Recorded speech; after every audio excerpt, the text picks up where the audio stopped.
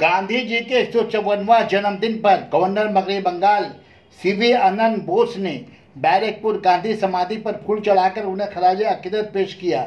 इस मौके पर रियासती वजीर रोथिन घोष, रियासती मगरबी बंगाल के आला अफसरान, बैरकपुर कमिश्नर आलोक राजौरिया और आला पुलिस अफसरान मौजूद रहे। सहाफियों का सवालों का जवाब गवर्नर ने सिर्फ सबको सम्मति दे भगवान कहकर दिया।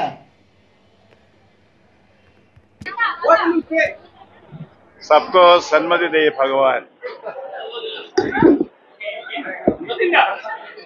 আজকের দিনটা শুধুই গান্ধীজি, অন্য কিছু না। দিল্লি যাচ্ছেন আজকে? আজকের দিনটা শুধুই Gandhiji. Sana Medical Hall,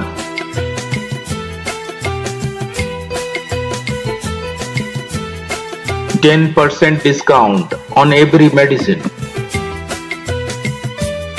Oxygen cylinder also available.